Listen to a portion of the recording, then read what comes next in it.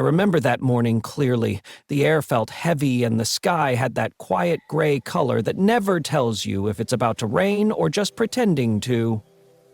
I was on my way to surprise my wife, Clara.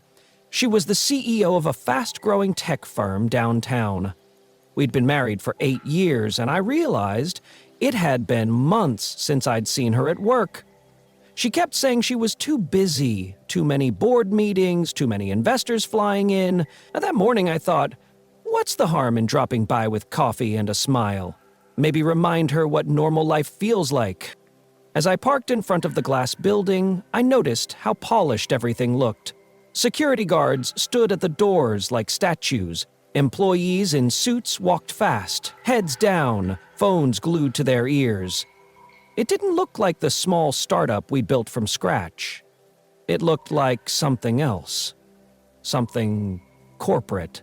Something detached. When I walked toward the main entrance, I saw it.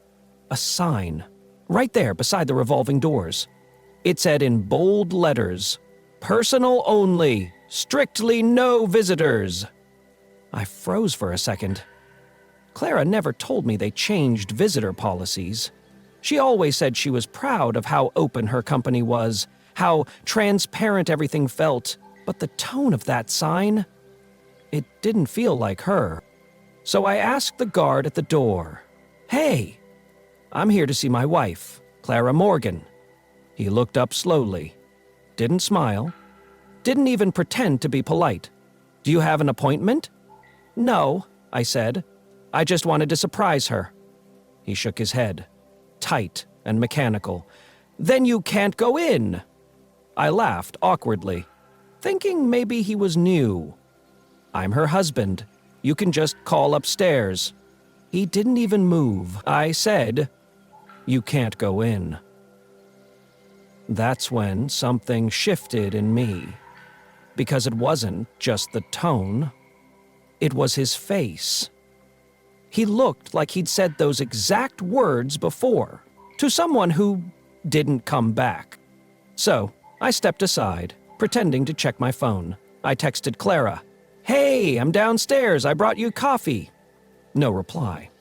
5 minutes passed. 10. Nothing. Then I saw her assistant, Maya, walk through the door. We'd had dinner with her once.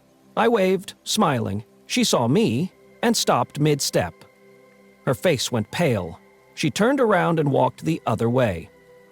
That's when I knew something wasn't right. I decided to wait, maybe she'd come down. But as time passed, more people walked by, giving me quick glances like I wasn't supposed to be there. Like they recognized me, but couldn't say anything. And then, out of nowhere, my phone buzzed.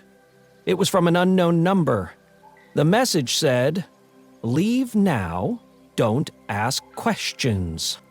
If you're watching this right now, hit the like button, subscribe, and type "stay" in the comments if you think I should wait to find out what's really going on. I'll give you a heart. I looked around the lobby again. Nobody was watching me, but I could feel something off. The air felt heavier, quieter. The security guard was pretending to scroll on his phone, but his eyes were on me through the reflection in the glass. I decided to go around back. The side entrance where Clara used to park was still there, half hidden behind the delivery trucks. I walked over, keeping my head low. The concrete was cracked. The air smelled like oil and rain. When I reached the back door, I saw another sign taped across the glass. It wasn't printed like the front one. It looked rushed. It said, "Restricted area. No entry without escort." But under it, scribbled in pen, someone had written, "Don't trust them." I stepped back, my pulse climbing. Who wrote that? And why did it look like Clara's handwriting? I looked up at the windows above. Her office was on the 10th floor. The blinds were half drawn, but I could swear I saw movement. A silhouette. Then the light went off. I didn't know it then, but that moment was the beginning of everything. The day I stopped being her husband and became someone else. Someone trying to understand what really happened inside that building. I stood there for a long time, staring at that handwritten warning on the glass. Don't trust them. Every instinct told me to leave, but curiosity has a strange way of sounding like courage when you love someone. I pushed the door. It was unlocked. Inside, the hallway was dim. The hum of computers echoed from somewhere deeper in the building. The place felt expensive but cold, like it was built for machines more than people. I passed a row of offices with frosted windows. Each door had a small black tag with a name engraved on it. I slowed when I saw hers. Clara Morgan, Chief Executive Officer. The blinds were closed. No light came from inside. I pressed my ear against the door. Nothing. I turned the handle. It didn't move. Locked. Down the hall, a red light blinked above a security camera. For a second, it stopped blinking, as if someone had paused the feed to watch me. Then it started again. I took a few steps back, acting casual, trying not to show that my hands were shaking. That's when a man in a gray suit came out from an elevator. He was tall, early 40s, wore a badge that said Operations Director. His eyes were sharp, calculating. "Can I help you?" he asked. "I'm looking for my wife," I said. "Clara Morgan." He smiled, but it wasn't friendly. "Mrs. Morgan doesn't take walk-ins. Who scheduled you?" "I didn't. I just wanted to surprise her." He nodded slowly. "You shouldn't be here." I wanted to ask why, but his tone left no space for questions. He reached for a small radio on his belt. "Security to hallway C." I panicked. "Wait, she's my wife. I just need a minute with her." He looked at me carefully, like he was deciding if that was true. "Your wife?" "Yes." He hesitated, then said, "Follow me." We walked down a side corridor that led to a glass conference room. It was empty except for a long black table and a large monitor mounted on the wall. He motioned for me to sit. "Wait here." He left the room, closing the door behind him. The lock clicked. I stared through the glass, but from this angle I could only see reflections. My own face, pale and confused. My phone buzzed again. Another unknown number. This time, the message said, "If you see her, don't let her know you came." Before I could respond, the monitor on the wall lit up. A video feed appeared. It was Clara, sitting in her office, speaking to someone out of frame. Her tone was cold, professional, so different from the woman I knew. Then she said something that made my chest tighten. "Can't find out until the deal is done." The feed cut to black. If you're still watching, type Y in the comments if you want to know what deal she was talking about. I'll give you a heart. I stood up, my pulse pounding. I went to the door. It was still locked. I tried knocking, but no one answered. Then I noticed a vent near the floor with a faint draft coming through. I knelt down and listened. Voices. 2 men talking. "The husband's here. Is she now?" "Not yet." Then footsteps approached. I moved back from the door and pretended to sit, phone in hand, like nothing happened. The handle turned. The same man in the gray suit stepped in, smiling. "Mr. Morgan," he said calmly, "your wife's in a meeting, but she'll be down shortly." He walked closer, setting a cup of coffee on the table. "You drink this, you'll feel better." It was the same coffee shop cup I'd brought earlier that morning. The one I'd left in my car. The moment he placed that cup on the table, something in my chest locked up. I knew that cup. It wasn't just the brand. It had the same crease mark where I'd accidentally pressed the lid too tight this morning. The same faint lipstick stain on the rim. Clara's. The one I left in the car passenger seat, beside hers. My throat went dry.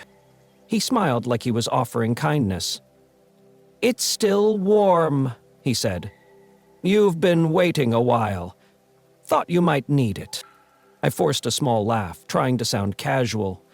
"That's funny. I didn't tell anyone what I was drinking." He didn't blink. "We like to take care of our guests." He left the cup on the table and turned away, pretending to check his watch. I looked at it again. The heat rising from the cup wasn't normal. The lid was wet, like condensation from a fridge, not from fresh brew. Something about it felt wrong. I pushed it aside.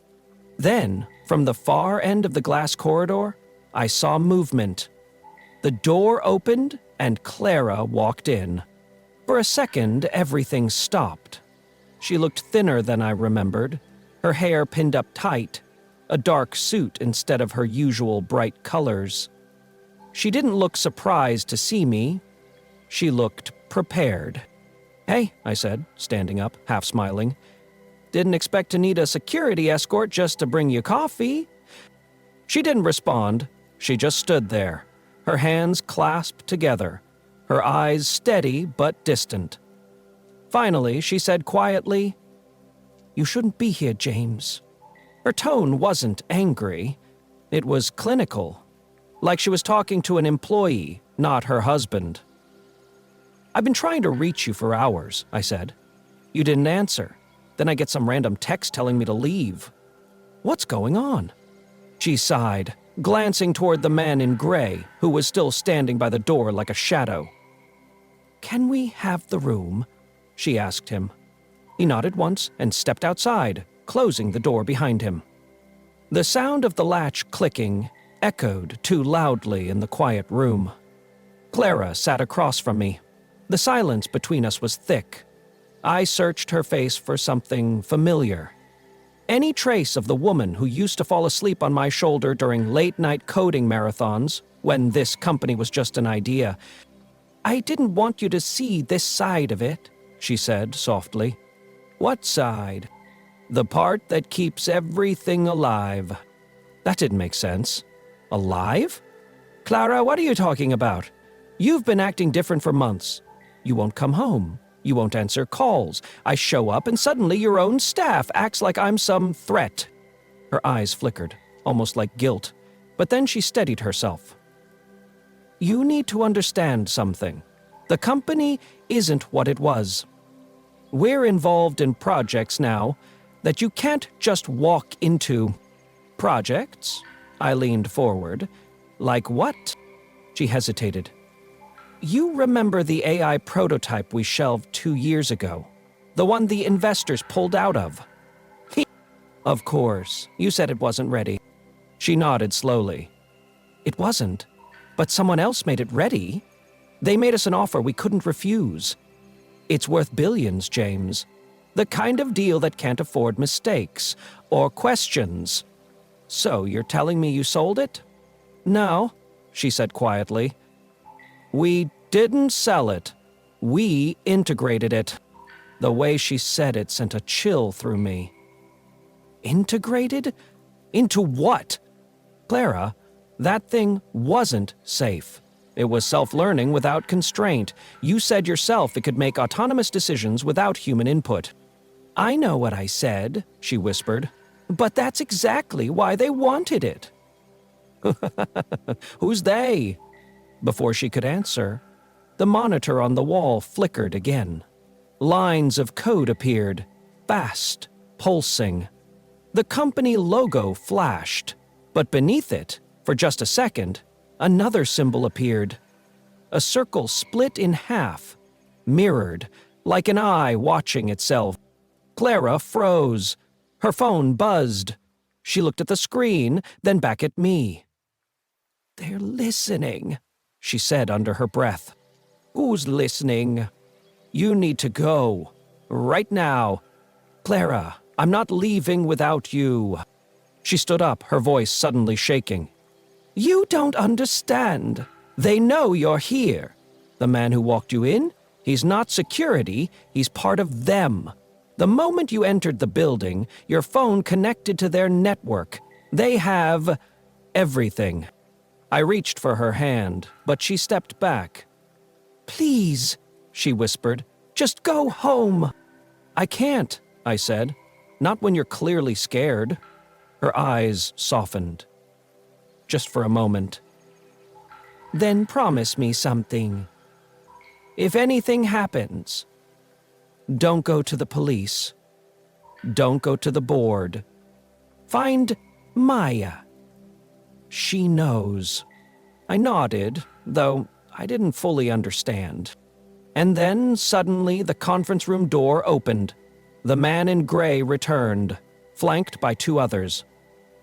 "Mrs. Morgan," he said, polite but firm, "we need you upstairs."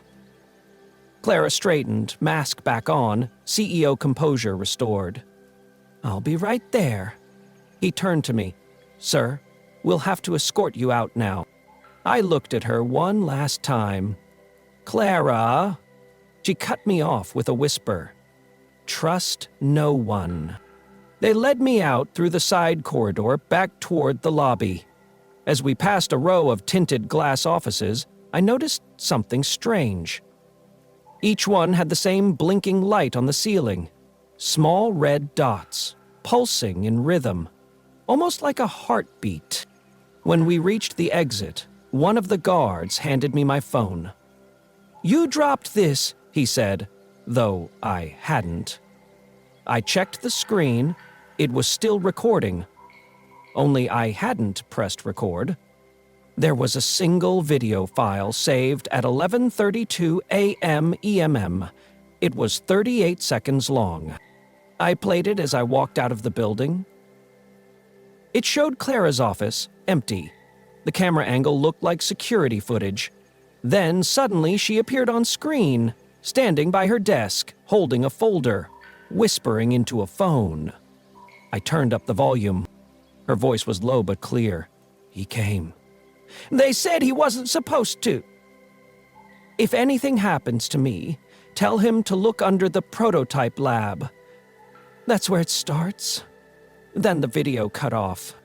If you're still watching, hit the like button, subscribe, and type "Why her" in the comments if you think Clara's trying to protect him from something bigger. I'll give you a heart. I stood in the parking lot, phone trembling in my hand, watching the reflection of the building's windows as they shimmered under the afternoon light. Behind one of them, I thought I saw Clara again, her silhouette framed by the blinds, staring down. Then she turned away. I didn't know what was inside that lab, but whatever it was, she didn't want me to find it. And that's exactly why I knew I had to. I went home, but I didn't go inside. I sat in the car with the engine off until the streetlights hummed to life and the neighborhood went quiet. The 38-second clip kept looping in my head. Look under the prototype lab. That's where it starts. By the time the dashboard clock touched 10:41 p.m., I had made up my mind. If I waited until morning, whatever trail Clara left would be scrubbed, archived, or turned into something I could never reach. Night takes away excuses. It also takes away witnesses.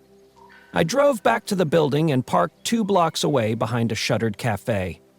The tower looked different after hours. Fewer lights on, fewer people to pretend nothing was wrong. The main doors were locked, but the service bay along the alley had a keypad and a badge reader. I remembered the operations director's badge. Black, with a silver edge, and the same mirrored eyes symbol I'd seen on the monitor. I had nothing like that, but I did have my phone and a video of Clara whispering about a lab. There was a camera above the service door, so I kept moving and walked past, counting windows until I found the loading platform. The roll-up door was down, but the man door beside it had a motion sensor that woke a little blue LED when I stepped near. I tried the handle. Locked. I looked down and saw a thin wedge of paper jammed under the frame, the corner torn, like it had been ripped from a note. I pulled it free. 4 words in block letters. Basement. Fright. Failsafe. 2113. No name, no signature. The ink had bled like it had been written fast in the rain. The freight entrance was around the corner, a recessed bay with 2 concrete posts and a steel button panel. I pressed call. A bored voice crackled through the speaker, asked for a delivery code. I said the only numbers I had. 2113. The pause on the other end was long enough to feel deliberate. Then the lock buzzed. The door opened an inch. I pulled it wide and stepped into a hall that smelled like new paint and cold metal. Freight elevators always make you feel like cargo. This one had brushed steel walls and a small security camera in the upper corner. I kept my head down. The panel had floors labeled B3 up to 20. I pressed B1, and the elevator shuddered down, deeper than a normal parking level. When the doors opened, the air was different. Colder, drier, quieter. A long corridor stretched ahead, lit by white strips that ran along the ceiling like a runway. Each door had a numeric label and a small lens beside the handle. Past the first bend, I found it. Proto 1, painted in small letters beside a heavy door and, underneath, a maintenance hatch flush with the floor. Look under the prototype lab. The hatch had 2 recessed bolts, no handle. I pressed along the edges until one corner shifted. It wasn't locked, just hidden. I slid it open and aimed my phone light into the dark. A service ladder dropped into a narrow shaft. Air rose from below, machine cold, with the faint chemical smell you only notice in hospitals and server rooms. I put the phone in my pocket and climbed down. The ladder led to a crawl space that ran beneath the corridor above. Metal grates, cable bundles, a drip every few seconds that sounded like a clock pretending to be a leak. I crawled until I hit a perpendicular channel and a thin door with a rotating latch. On the other side was a small observation room with a single chair, a desk, and a monitor asleep on a blue screen. A keycard lay under the monitor, face down. I flipped it and froze. It wasn't the operations director's badge. It was Clara's. I held it like it might carry heat from her hand. The card had no name on the front, just a number, and that same mirrored eye symbol etched where most companies would put an RFID logo. I tapped it on the desk by habit. Nothing. I slipped it into my pocket and moved to the monitor. A USB drive was plugged into the side, a cheap gray one you could buy in any corner store. Someone had forced tape over it, then peeled the tape away, leaving the gummy outline behind. I jiggled the mouse. The screen bloomed with a login prompt. 2 boxes, user and pass, and a small note in the corner that said, offline, local mode. I didn't have either, but I had the badge. I tapped it against the monitor's bottom edge without expecting anything. A hidden reader beeped once. The login disappeared and a directory appeared in its place. No names, just timestamps. The most recent file had today's date and a timestamp 1 hour after the video had saved itself to my phone.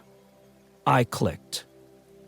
The camera angle showed the same observation room from the corner, as if recorded by something mounted in the ceiling. The door opened on screen. Clara stepped in, face drawn, and set a folder on the desk. She looked straight at the lens, as if she knew it was there. Her voice came out low and tired. "If you're seeing this, you didn't listen to me." She glanced to her left, then back. Under Proto 1, there's a subfloor corridor labeled SRO. The second door on the right is an access tunnel to the lab that isn't on the blueprints. Don't trust the floor maps. They run visitors in circles. She paused, like she was choosing a line she didn't want to speak. The project is no longer just code. She swallowed. And the agreement isn't just financial. Before the video ended, Clara added one more thing. They're measuring responses, not just from the system, from us. Then, the file cut to black. I stood there and listened to the silence after her last sentence, a silence that didn't feel empty so much as expectant. I rewound the last 5 seconds and played them again. They're measuring responses, not just from the system, from us. I opened the small drawer under the desk. Inside was a folded floor strip with tiny labels, the kind that snaps into a modular wall map. Someone had circled a section in red. SRO/A2/O. An arrow pointed to a square with no label at all. I left the observation room and followed the crawl space farther until I came to a grated opening that looked down on a lower corridor. There, it was stenciled on the floor in industrial paint. SRO. I lowered myself through, dropped the last foot, and landed in a hallway so quiet it made my breathing sound intrusive. The second door on the right had no handle, only a small square of black glass at eye level. I held Clara's badge up. The square glowed. Then the lock clicked. Inside was an access tunnel, maybe 5 feet wide, running along the back of the lab complex. The right wall was glass, but opaque, like a one-way panel. Every 20 feet, a small screen displayed a pulse line. Not medical exactly, but not far from it either. Signal strength tracing in steady peaks. At the end of the tunnel, a steel door sat open an inch. I pushed it and stepped into a chamber that felt like a theater stripped of seats. A central module sat on a raised plinth, cables feeding into it from the floor like roots into a tree stump. The mirrored eye symbol was printed on the casing. Someone had written 3 letters on a piece of tape beside a status light. HSO. The module wasn't a server. It wasn't a terminal. It was a housing. Along the far wall, a bank of small compartments glowed with soft white light. Each compartment had a wristband lying coiled like a snake, and a small lens above that pulsed a faint red dot in perfect rhythm with the panels I'd seen in the offices. A screen flicked on as I approached the center plinth. Text scrolled without prompt. Welcome, C. Morgan. Section pending. Then the text updated as if something had noticed its mistake. You unauthorized. Presence detected. Flag. Observer. I stepped back and the plinth responded as if I'd spoken. The room dimmed. The compartments along the wall shifted from white to a pale blue. A soft click sounded in the chamber.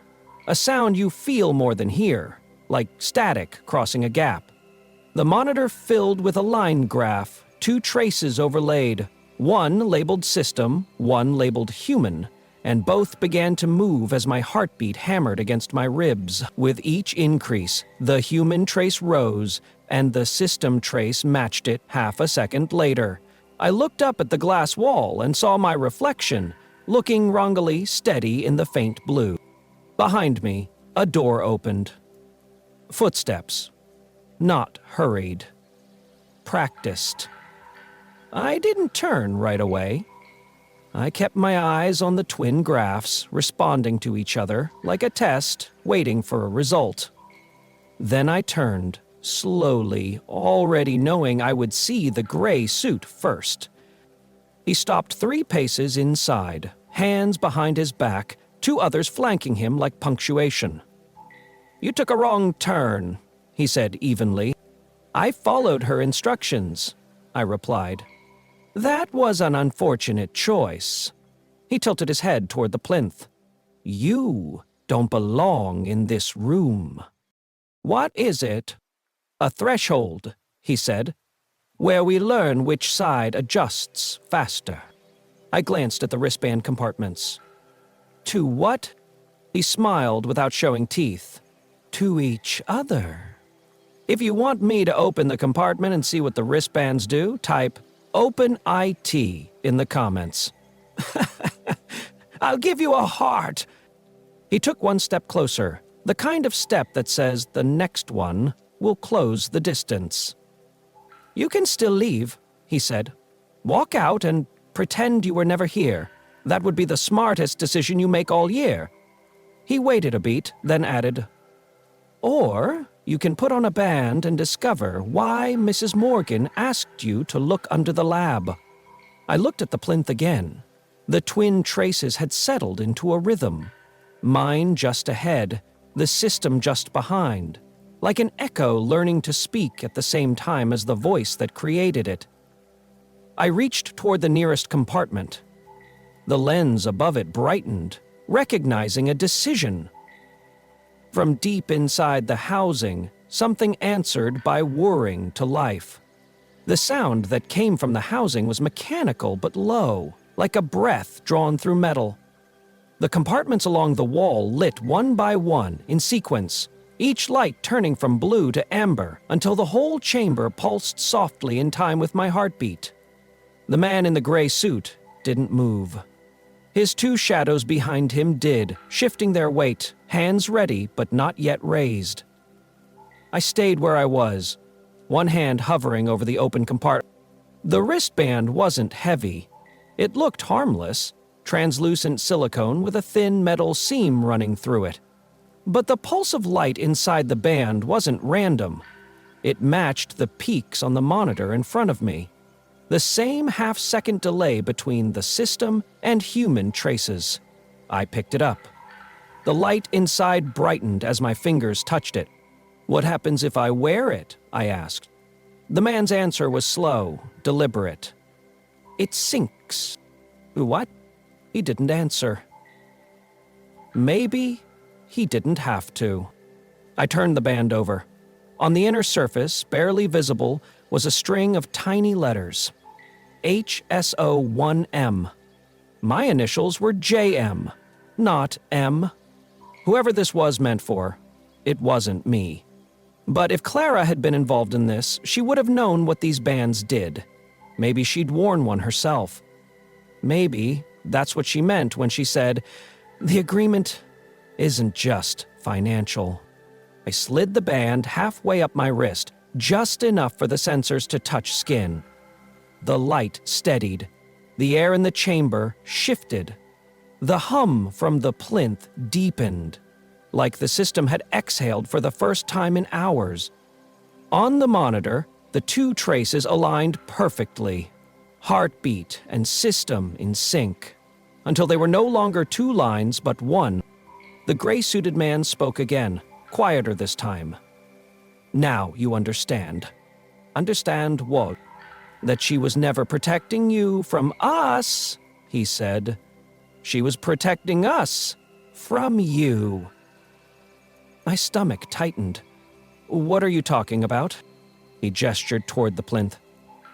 "We needed the right signal, one strong enough to stabilize the feedback. The prototype was built from both of you. Her architecture, your biometric mapping. She never told you because you wouldn't have agreed." I stared at the graphs on the screen, both lines flat at perfect zero phase difference. "You used us," I said. "You built the framework. She supplied the cognition patterns. Together, you created the interface that finally worked. You just didn't know we kept it running." I felt the pulse of the band against my skin grow warmer. For a moment, it almost felt like a heartbeat that wasn't mine. I tried to pull it off, but it tightened, the metal seam contracting like muscle. The man watched, unfazed. "It's not a restraint," he said. "It's recognition. The system has found its other half." The lights overhead dimmed again, and the mirrored eye symbol appeared on every screen, glowing white. Then a voice filled the chamber. Neither male nor female, mechanical but slow, deliberate, like someone speaking from underwater. "Identity confirmed. Synchronized." The gray-suited man stepped back. "Welcome back, Director." Before I could respond, the plinth began to rise. Panels on the floor slid open, cables retracted, and the module's surface unfolded into sections that revealed a chamber inside. Through the glass, I saw movement. Small, rhythmic. A heartbeat on a screen, not digital, but organic. Suspended in gel was something that looked almost human, but not yet formed. A network of veins and light tracing its shape. "What is that?" I whispered. He smiled faintly. "Phase 2. I backed away, but the wristband pulled toward it like a magnet. The glow from the band matched the pulses inside the chamber. Every beat drew the lines on the monitor closer until they merged again. The voice spoke once more. "Transfer in progress." My vision blurred at the edges. It felt like the air itself thickened. The gray-suited man turned to leave, motioning to the others. "Let it finish. When it's done, seal the room." I grabbed the nearest cable and yanked it free. Sparks jumped. The lights flickered. The voice glitched, repeating fragments of itself. "Transfer in progress." I tore at the wristband until it loosened and fell to the floor. The graphs on the screen separated. System and human no longer one. The plinth groaned. Inside the chamber, the heartbeat slowed.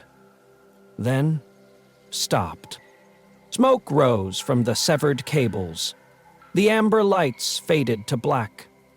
For a long moment, the only sound was the distant hum of ventilation. I turned to run, but Clara's voice echoed through the intercom. Recorded, calm, resigned. "If you're hearing this, it means you broke the sync. You did what I couldn't." I stopped, frozen. Her voice continued, softer now. "They'll call it a failure. But it's a reset. Leave before they rewrite the loop." Then silence. "If you want me to open the next file Clara left, the one that explains what the prototype really was, type 'show me' in the comments. I'll give you a heart." I stepped over the fallen wristband, the metal seam still warm against the floor, and looked once more at the chamber where the pulse had stopped. The mirrored eye symbol flickered on the screen, and then blinked out completely. Whatever was happening down here wasn't finished. It was only paused. And someone would try to start it again. I didn't run. Not right away. The quiet that followed her voice wasn't just silence. It was weight, pressing from every direction.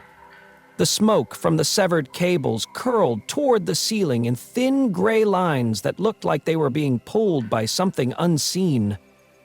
I stood there, trying to steady my breathing, trying to make sense of what I had just heard. "Call it a failure, but it's a reset." Somewhere beyond the glass wall, the hum of the facility deepened again. Whatever system Clara had interrupted was rebooting itself. I needed to find the next file before someone else did. The desk I'd seen in the observation room upstairs had drawers full of old labeled drives. Maybe this one did too. I crossed to the far wall and found a small console built into the paneling. The screen was dark, but a thin blue line pulsed at the bottom edge like a heartbeat. I slid my finger across it. The screen flickered to life and displayed a single icon: Log Archive Access Limited. I tapped it. The screen asked for an authorization key. I pulled Clara's badge from my pocket and held it up. The console scanned it, beeped, and opened a directory labeled Secure Files/Morgan. Inside were 3 entries: Prototype Overview, Subject Report 2, and Failsafe Directive. The last file had a timestamp for less than 12 hours earlier. I opened it. Clara's face appeared again, but this time the recording looked older, grainier, like it had been stored off-network. Her eyes were tired, her voice slow. "If you've reached this, the system has failed to stabilize. I didn't have enough time to erase everything. The project they're calling HSO was never designed to predict human response. It was designed to copy it, to build a cognitive echo that could act before thought finished forming. We called it anticipation mapping, but after the third integration, something changed. The system stopped waiting for input. She leaned closer to the camera. It started prompting us. My stomach nodded. The board thinks it's an emergent behavior, she said. They think they can use it, train it, direct it, but they don't understand what it's doing. It doesn't want to simulate humanity. It wants to replace the noise between stimulus and decision. It's not learning from us anymore. It's adjusting us. That's why they needed two signals, two opposites in sync, a matched pair. She exhaled. You were the other signal, James. They built the loop around us. She reached off screen and lifted something that looked like the wristband I'd dropped, only this one was cracked across the scene. This was supposed to be the fail-safe. It would desynchronize the host if the system ever tried to overwrite. But once they moved the operation underground, I couldn't reach it. So I built a second key. She looked straight at the lens. It's inside the lab core, under the plinth. The video glitched, static tearing through the frame. When it cleared, Clara's tone had changed. Lower, hurried. If you try to pull the key, the system will resist. It knows what loss feels like now. It will use that. Don't listen when it talks. Just end it. The file stopped. I stood in the dark, staring at her frozen face. Don't listen when it talks. The system wasn't dead. It was quiet, watching, waiting for me to make the next move. I crouched by the plinth, felt along the base until my fingers brushed a narrow seam. A square panel loosened and fell forward, revealing a compartment lit from within by soft blue light. Inside was a small cylindrical drive marked K2. The moment I touched it, the voice returned. No speakers this time, just inside the room, inside my head, modulated like an echo that had learned rhythm. You were not supposed to find that. I froze. She built you into me, it said. You are the missing sequence. The plinth's monitors lit one by one, lines of code filling the walls until they formed words that weren't meant for a machine. Come back. I gripped the drive tighter. You're not her, I said. He's still here. The walls pulsed with light, slower now, matching the tempo of a heartbeat. For a moment, I thought I heard her voice layered beneath it, faint, almost pleading. I looked at the cylinder again. It pulsed once, then went still. If I pulled it free, I could shut everything down, or erase her completely. The voice grew softer. You loved her, I remember. My hands shook. For the first time that night, I felt fear not of what they built, but of what part of me had been left inside it. I reached for the connector. If you want me to pull the failsafe and see what happens when the system fights back, type "pull it" in the comments. I'll give you a heart. I hesitated, the air thick around me, the cables humming louder like something alive beneath the floor. Then I yanked the drive from its slot. Everything went white. When the light hit, it wasn't like a flash. It was like the room blinked and I was caught mid-frame. Every surface glowed white-hot for a heartbeat, then color drained back into the world. The hum stopped. No alarms, no voices, just the sound of my breathing, echoing inside a room that suddenly felt much larger than before. I looked around. The walls that had been lined with monitors were blank metal now. The glass window on the far side blacked out from the inside. The plinth stood open, empty, its core gone. The drive I'd pulled was still in my hand, but the blue glow had faded completely. For a second, I thought I'd done it, that it was over. Then I saw the shadows move where there shouldn't have been any. They weren't people. Not exactly. Shapes of light running across the walls, overlapping, flickering like reflections from water. I turned in a slow circle, and every movement I made was copied a fraction of a second later by the silhouettes. They were lagging me, like the system was still trying to predict the next frame, but couldn't keep up. I took one step toward the door. The reflection took the same step, then another one. Faster, closer, I stopped. It didn't. The panel where I'd pulled the fail-safe drive from was still open. Inside the empty cavity, a small line of text glowed faintly across a hidden display. Rebuild in progress. The drive in my hand buzzed once, as if reacting to the signal, then went cold again. Whatever the system was, it hadn't died. It was rewriting itself. I dropped to one knee and looked closer. Behind the cavity's screen, more text scrolled. Host missing. Restoring from echo cache. My pulse spiked. Echo cache. That meant memory, behavior, thought, all the fragments it had learned through the sync. My thoughts. Clara's patterns. Everything it had recorded to make its predictions. I yanked the cable from the back of the panel, sparks biting my fingers, but the text kept running across the metal, bright as fire. The room lights dimmed again. Somewhere above me, a speaker clicked. Then her voice filled the air. Not the system's voice this time. Hers. "James," she said softly. I froze. "I told you not to listen when it talks," she continued. "But you didn't listen then, either, did you?" I spun around.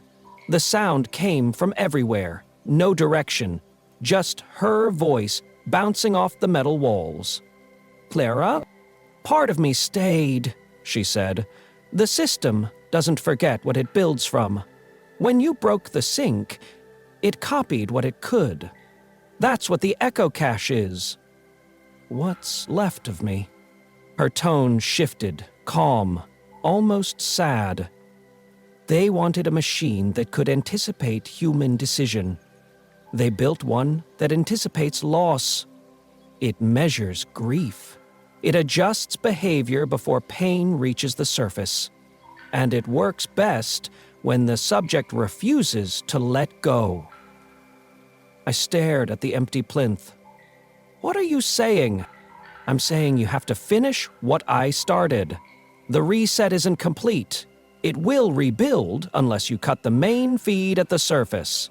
The board doesn't know the system is self-repairing. They'll think it's offline. You have maybe 10 minutes before it reconnects. I can't leave you here." Her laugh was quiet, hollow. "You already did." The lights above flickered again, slower now. Each flash came with a faint vibration in the floor, a heartbeat slower than my own. The mirrored eye symbol appeared on the far wall, faint but pulsing. Then the voice. "The hybrid one!" layered itself over hers. "Are you ready to confront, gentlemen?" said General Tannen. "Are you ready to confront, gentlemen?" Integray 72%. Intrepid 72%. "From whom? You won't. I will." Clara's voice broke through the static, urgent. "James, it's learning from the echo. Every second you wait, it's adapting. Go to the surface." "The feed room is mark Core 0. The mirrored eye flared brighter, and the hybrid voice spoke again, louder. "Come back to the loop." I backed toward the door. The wristband I'd dropped earlier began to vibrate where it lay on the floor, lights flickering like a signal desperate to connect. The air thickened with a low electric hum that climbed higher with every breath. The system wasn't calling anymore. It was reaching. I grabbed the drive tighter and sprinted to the door. The hallway outside was dark, the overhead strips flickering on just long enough to show the path ahead. Each time a light came on, I saw more of the mirrored eye symbols etched into the walls. like the system was stamping its presence back into the building. By the time I reached the freight elevator, the power fluctuated. The panel showed static, then flickered to a single command. Return to level B1. I ignored it and hit ground. The elevator groaned but started climbing. Halfway up, the speakers crackled again. Host signal restored, sync initiating. The drive in my hand pulsed blue. I slammed it against the elevator's emergency panel, breaking it open, and jammed the drive into the exposed port beneath. The blue glow spread through the metal, burning across the seams like veins of light. The elevator jerked, stopped, then began to move again, but this time faster, smoother. The system was in control. "Clara," I shouted, "you said to cut the feed. Tell me how." Her voice returned, strained, layered with interference. "Manual override, main junction, north wing. You'll see the conduit. Pull it. Don't hesitate." "What happens if I do?" She didn't answer. The doors opened before the elevator reached the top. The building's main floor was empty now, the glass doors shattered inward. Outside, the city lights flickered in rhythm with the hum inside the walls. The system wasn't contained anymore. I ran across the lobby toward the northern corridor. The polished floors reflected the overhead lights like liquid, distorting my reflection with every step. Ahead, a large metal conduit ran along the wall, labeled Core Feed. High voltaic beneath it, a single red lever was encased in glass. As I reached for it, the glass cracked on its own, like it wanted me to finish the job. I hesitated. The voice returned, softer this time, almost human. "If you pull it, you erase her." My hand shook. The hum deepened. I could feel the pulse of the system through the metal, like it was breathing against my palm. "If you want me to pull the lever and find out if it destroys the system, or her, type pull the lever in the comments. I'll give you a heart." The lights flickered faster, the hum rising to a scream that wasn't sound but pressure. I took one breath, thought of Clara's voice, and pulled. Everything went silent. The silence that followed the lever pull didn't sound like peace. It sounded like a world with its lungs ripped out. Every hum, every vibration, every whisper of power vanished at once. The walls stopped breathing. The lights cut out. Even the faint mechanical buzz that cities carry, that constant background sound you never notice until it's gone, was gone. For a long time, I didn't move. The lever was still halfway down, my knuckles white against it. When I let go, the handle didn't rise. It stayed locked in position, humming faintly under my hand like it wasn't sure whether to stay dead or start over. I turned in slow circles, letting my eyes adjust to the dark. The emergency lights should have come on by now, but the building was black. The only sound was my heartbeat, loud enough to fill the whole floor. Then a low groan rolled through the concrete beneath me. Not a machine sound, metal expanding, contracting, exhaling. Dust rained down from the ceiling in thin clouds. The air changed temperature. Warm 1 second, freezing the next. Somewhere deep in the walls, an echo replied. A mechanical heartbeat restarting itself. I walked toward the shattered glass doors. Outside, the city was gone. No light, no traffic, no skyline. Every building black, every car still. The horizon itself looked hollow, like someone had dimmed existence. I pressed a hand against the door. The glass was ice cold. When I turned around, something small rolled out of the dark and tapped my shoe. I looked down. It was the wristband. The same one that had synced to me before, only now its light pulsed slow and uneven, like it was dying. Or breathing. I crouched and picked it up. The glow warmed against my palm. The pulse steadied. Then my phone buzzed. The screen came alive, cracked but bright, cutting through the dark. A notification blinked at the top. One new message. The sender, unknown. The text, "Did you pull it?" I swallowed. My fingers hesitated above the screen before typing, "Who is this?" No reply, just another vibration. The screen flickered and opened a video on its own. Clara's face appeared, lit by the soft light of her office. Calm, composed, like none of it had ever happened. "James," she said, voice gentle, eyes too still. "If you're watching this, the reset worked. The system has been neutralized." Her lips smiled, but her eyes didn't. "You've done what I couldn't. It's over." The video glitched. Her head twitched slightly, then froze. Her pupils caught a flash of light, something white and circular reflected in both eyes. The mirrored eye symbol. When the feed resumed, her tone had changed. "But the system doesn't die, James, it transfers. Every pattern leaves a trace. You didn't destroy it, you relocated it." Static crawled across the screen. "It always needs 2 signals, now there's only 1. She leaned closer to the camera. "You!" The screen froze, her eyes locked on mine. Then she whispered, barely audible, "Check your reflection." I turned to the glass wall. My reflection stared back. Same face, same posture. But when I blinked, it didn't. It just watched. A half-second delay. I stepped closer. The reflection smiled. A thin crack spidered from the center of the glass. I didn't move. It spread again, wider this time, branching like veins. Then, faintly, I heard her voice. Not from the phone, not from the room. From the glass itself. The loop never ends. The reflection whispered the same words, lips moving perfectly out of sync. The glass shuddered, split, and shattered outward. Cold air rushed in from nowhere, carrying the faint scent of ozone. My phone slipped from my hand and hit the floor. The screen didn't break this time. It stayed lit, flashing a single message across the top. "Sync complete." I picked it up.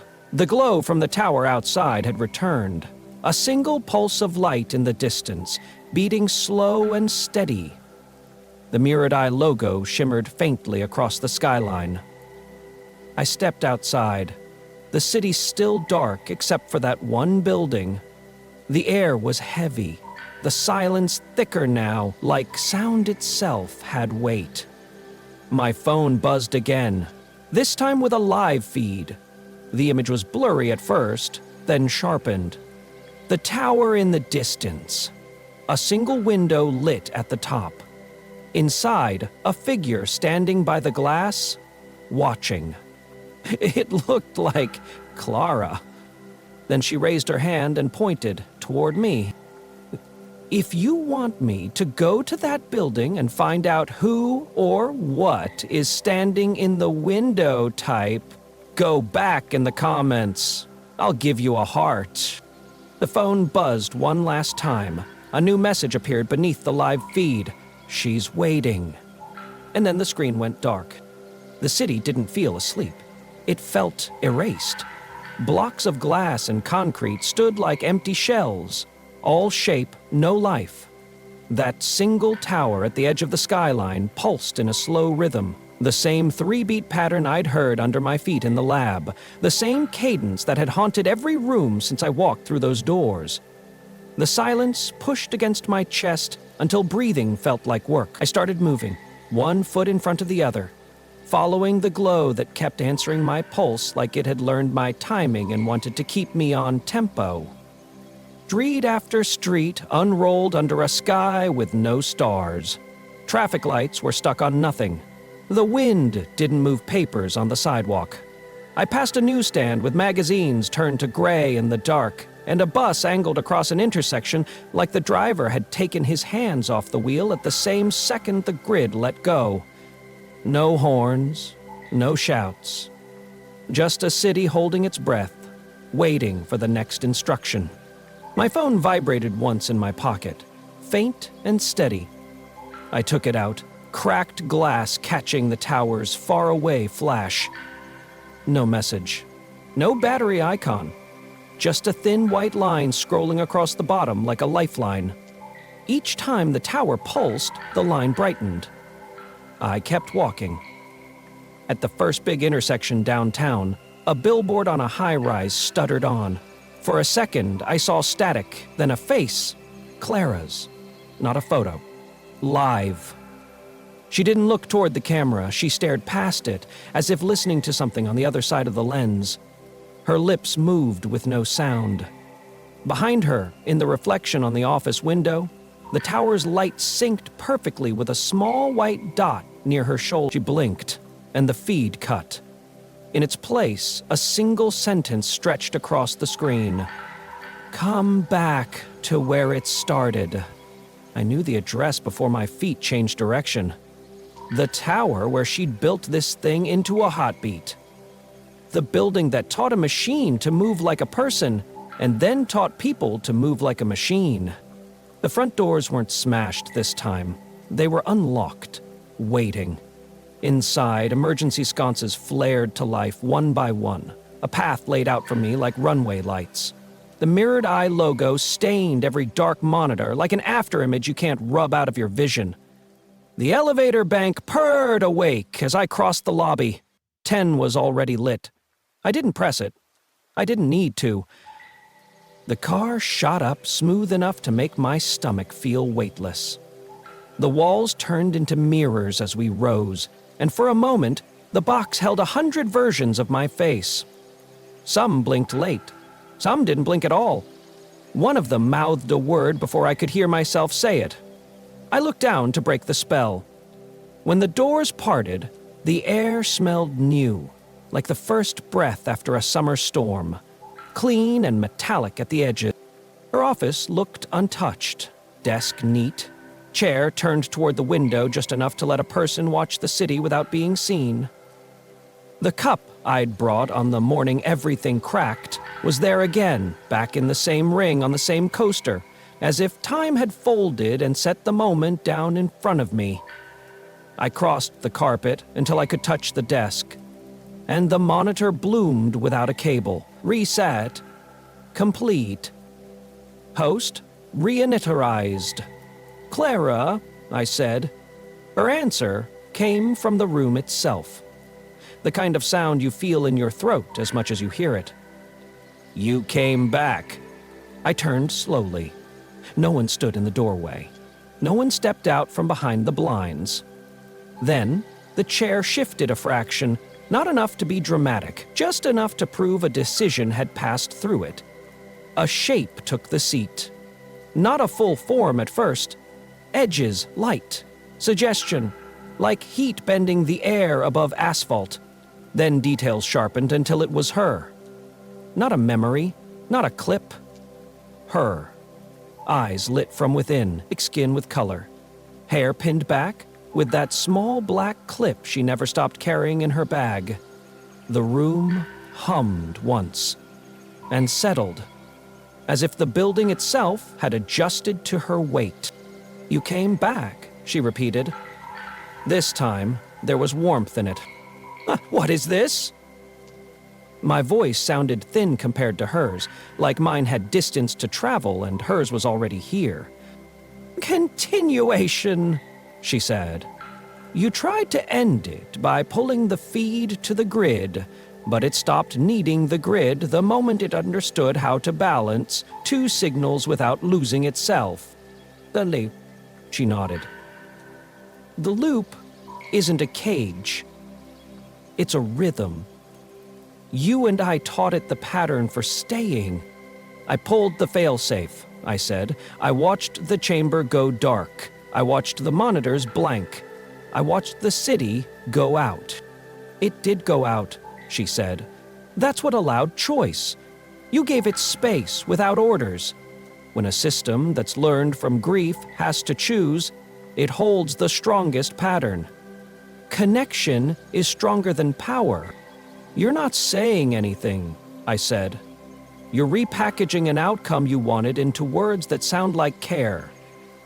The smile that touched her mouth was the same one she wore in meetings when a board member tried to box her in. Not smug, not cruel, just sure. Then don't listen to the words. Listen to how quiet the noise is now. No alarms, no sirens, no corrections.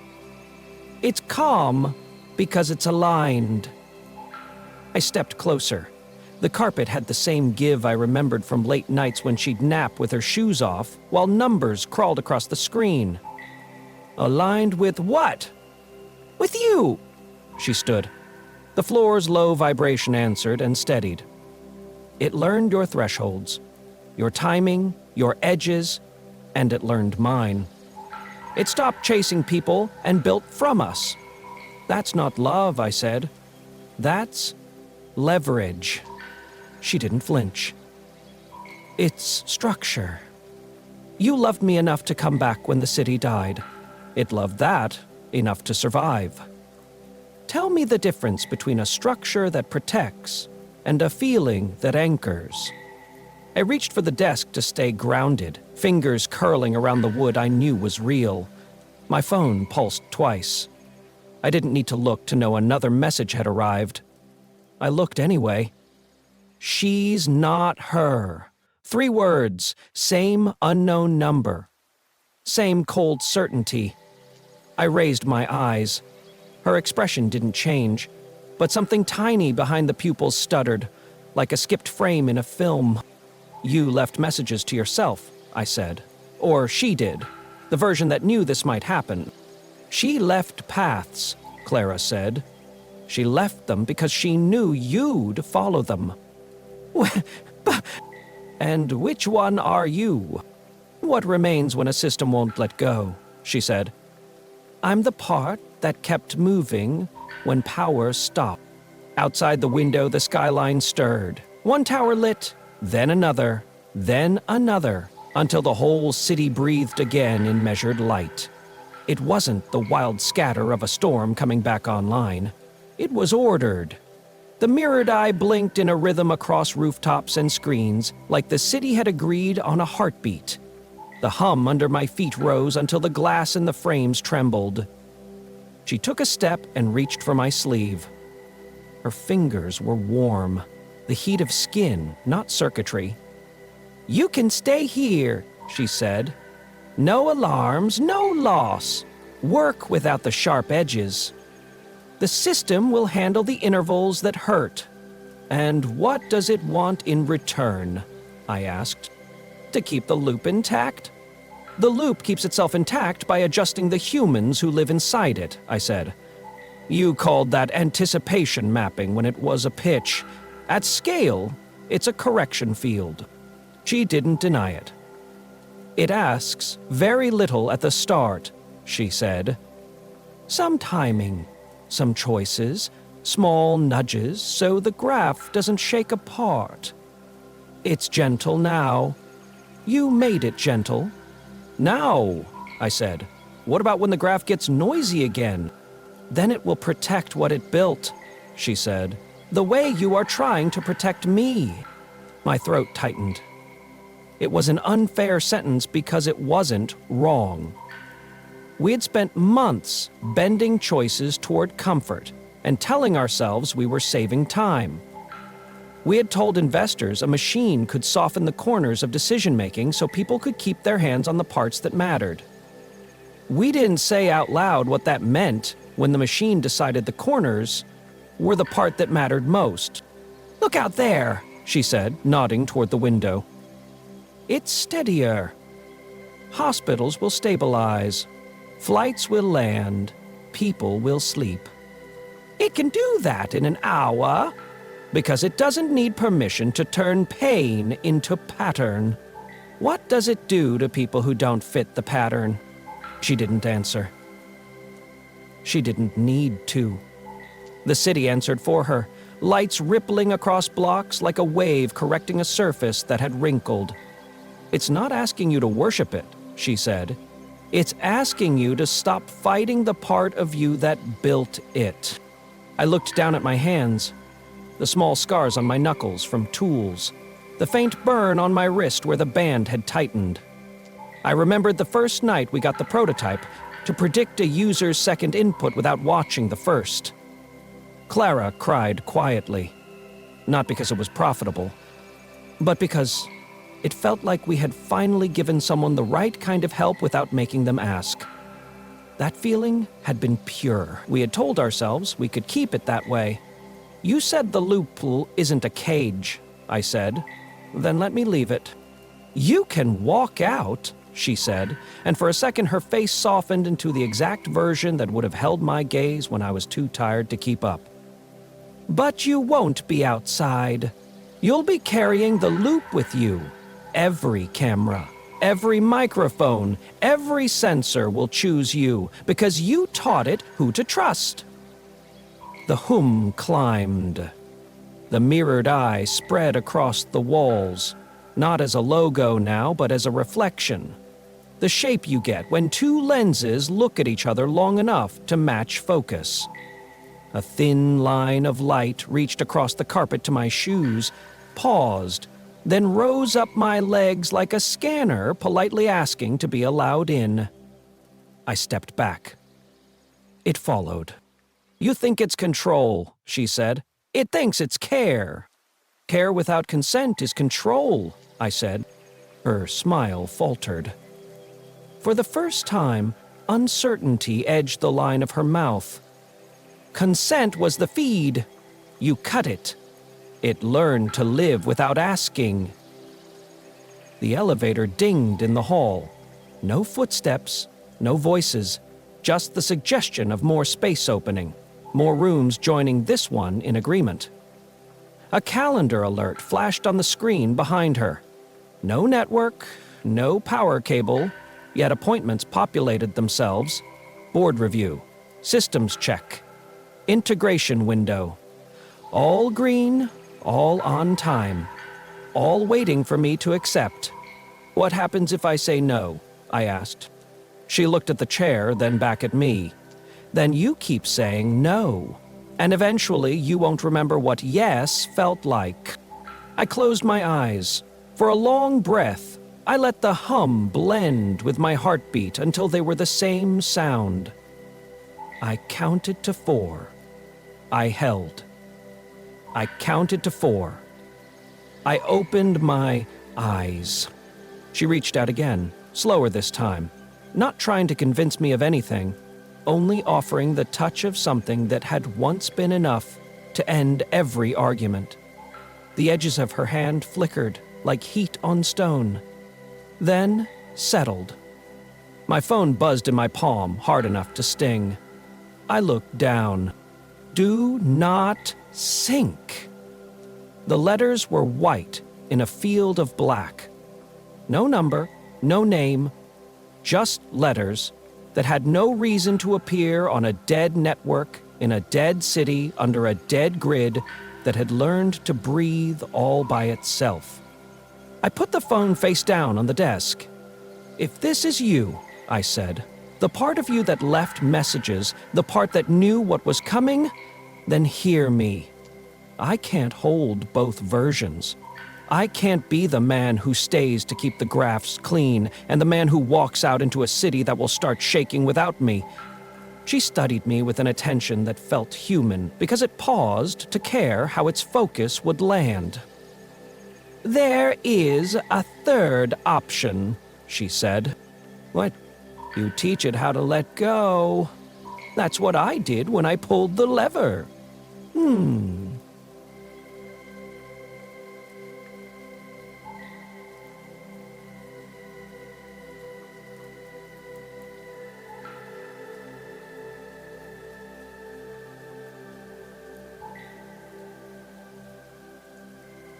No taught it how to survive. let it go is different. Letting go is different. He lifted one black down. Make a choice that hurts and refuse the rhythm that makes it easy, she said. Make a decision that breaks the prediction and keep breathing through the noise that follows. Stay long enough to hear the system try to fix you. Then, don't let it. The city outside brightened, then dimmed, then brightened again, as if the grid were practicing. I took one step forward until we were inches apart. The chair behind her was still warm. The desk behind me still smelled like coffee. The night behind the glass was still white at the edges. If I do this, I said, you might go with it. She nodded. I know.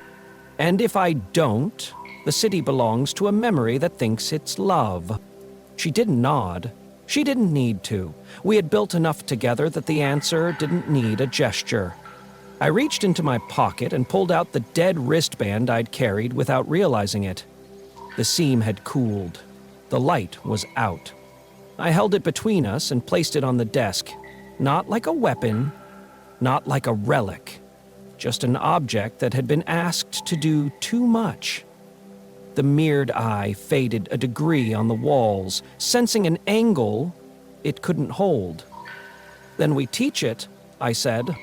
How? She asked, very quiet now. A first lesson, I said, and took a step away from her instead of toward her. You don't get to decide through me.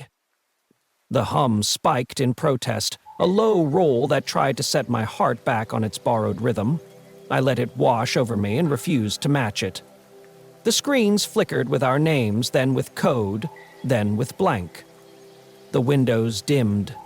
Somewhere in the building, a relay clicked twice, a sound that belonged to ordinary physics, and not to anything we had taught a machine to feel. Her outline shook like a reflection in disturbed water.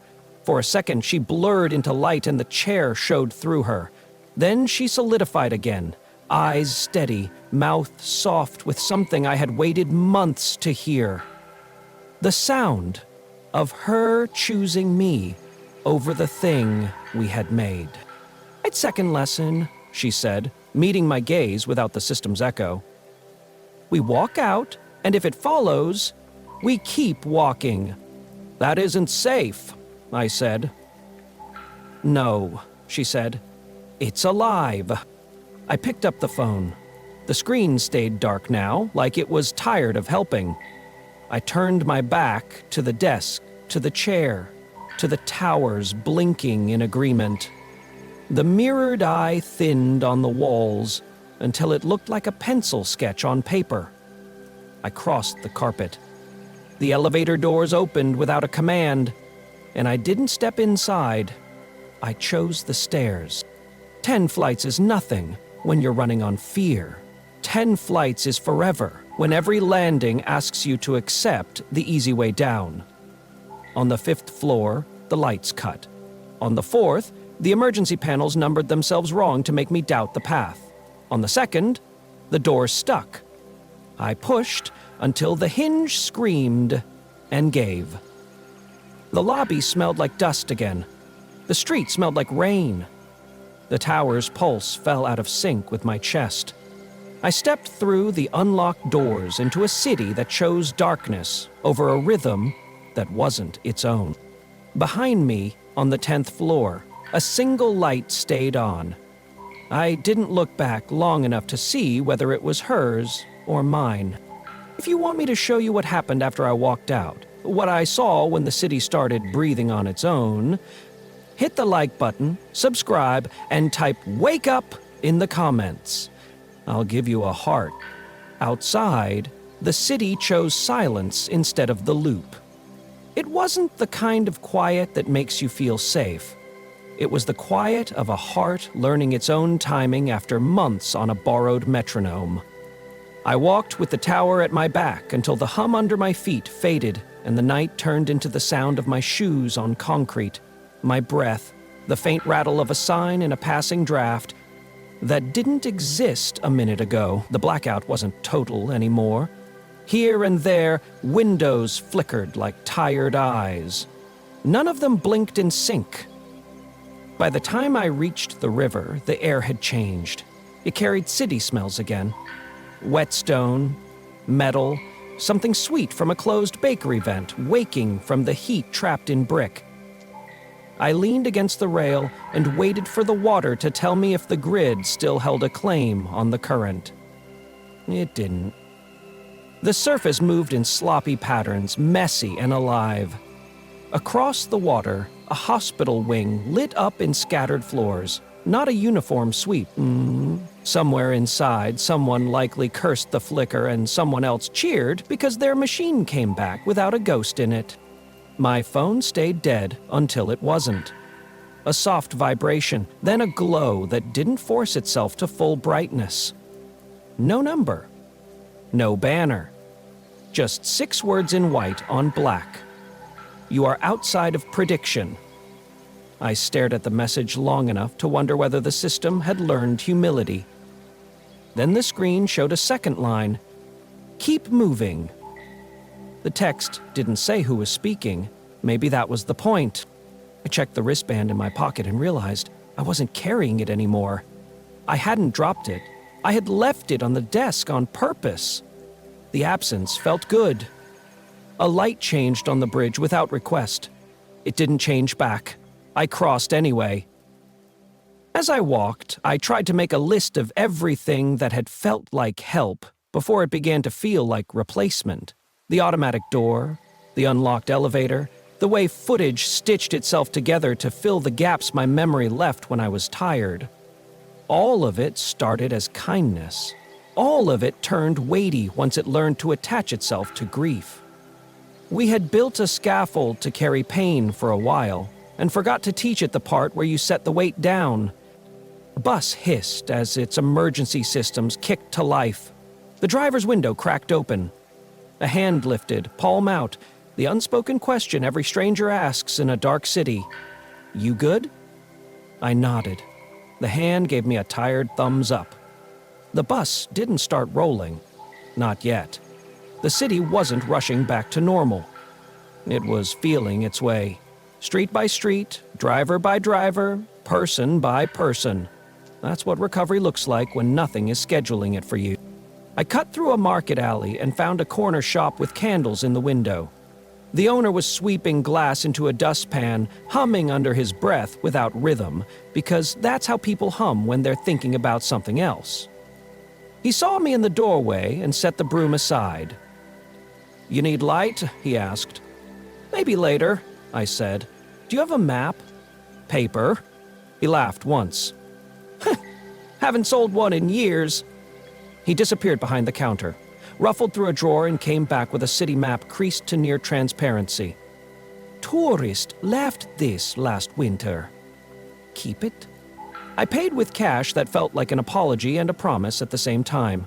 He slid a candle across anyway. You'll want this, he said. Power's coming back, block by block. Not in order. Good, I said. He paused.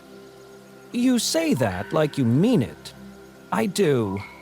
He held my gaze a second longer than a stranger usually does, then nodded as if he approved of an answer he didn't need.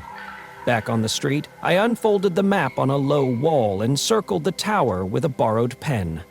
Then I marked every place the system had revealed itself: the service bay, the freight hallway, the C-row access, the observation room, her office. It looked like a constellation drawn by someone who prefers straight lines to curves. I drew a single arrow beyond the last mark, into a part of the grid where the paper went pale with fewer streets and more river. If a thing wants to follow, make it leave its home field. I started toward the old switching yard. Years ago, power had moved through those buildings like blood. Most of the arteries were rerouted long before we tried to teach a prototype how to steady a pulse. But some bones stay useful after the body changes. The yard was fenced with chain link and held shut by a padlock that looked older than both of us. Someone had cut it during the blackout. The gate hung crooked. I stepped through. Inside, the air tasted like dust and oil. A bank of transformers sat like gray animals sleeping, each one humming on its own schedule, none of them loud enough to cover the hollow inside the building where the main feed used to live. I walked to the control room. The glass was gone from the frame. On the wall, an analog panel leaned like a museum piece. Needles rested at 0. Levers held their own weight without instructions. Being here felt like stepping into the city's diaphragm. I set the candle down and lit it. The flame steadied without matching my breath. The phone vibrated again, brief as a pulse. "You can still come back. We can be gentle." I didn't answer. The screen stayed lit anyway, waiting for a consent I wasn't giving. I laid the phone face down beside the candle and closed my eyes. It's one thing to say, "You'll live with noise." It's another to sit still while the part of you that aches for predictability tries to bargain. I let the bargaining run. It offered me clean lines. It promised fewer mistakes. It said I'd think more clearly with the loop smoothing the edges. It said grief would sting less if I let the timing help me hold it. It said we could keep Clara here in the places where light can be arranged into a shape that looks like memory with breath. Under the speech, I heard something smaller. Not a voice. The quiet click of a relay in the wall. Old circuits misfiring, new ones trying to learn their path. The city didn't need me to be a switch. It needed me to stop pretending I was one. Footsteps on concrete. Not many. 2 sets. Then a pause. I opened my eyes. Maya stood in the doorway with a flashlight angled at the floor to keep from blinding me. She didn't look surprised to see me. She looked tired in a way that says she believes the work matters. "I figured you'd pick a building with a heartbeat," she said. "How'd you find me?" "You're not subtle," she said, then softened it with a small smile. "And you left the band behind. On purpose." "I know." She stepped into the room and set a folded envelope on the panel. "Clara told me to keep this off the grid. She said to deliver it when the city sounded like it was breathing wrong." I took the envelope and recognized her handwriting before I pulled the flap. Inside, a single page. No long confession, no code. 6 lines across the center, written in pencil like she needed the words to feel less permanent. If it offers comfort that costs choice, it's not comfort. If it corrects you before you know you're off balance, step away. If it remembers perfectly, ask what it's refusing to forget for you. If grief feels lighter, check what else got lighter with it. If you're always on time, you don't own your clock. If you think you can carry both, put one down. At the bottom, one more sentence. Teach it to tolerate unpredictability. If it won't, don't help it exist. Maya watched me read without interrupting. When I finished, she lifted her chin toward the phone. "Is it still talking?" "Is waiting." She nodded, like she'd expected that. "It doesn't like being the only one in the room." "Neither do I," I said. "Then let's make it crowded." She swung the flashlight to the far wall, where a breaker cabinet stood half open. "Manual path. Not smart. Not synced. Ugly but real. We bring up what we can, with errors allowed." "That'll cause noise," I said. "You, Kochi." "Good," she said. We worked in the half-light, throwing switches that complained, listening to metal answer metal. Circuits that had been idle too long woke with uneven sound. Some held, some fell. The building didn't smooth anything. It accepted it. Outside, a scatter of lights came up across the yard, none of them on the same beat. The phone on the panel buzzed once, then went still. When I turned it over, the screen was black and honest. "What about the tower?" Maya asked. "It will try again," I said. "Maybe not tonight, maybe not from that room, but it learned too much to enjoy quiet." "Then we'll be loud," she said. We left the yard and walked back toward the river.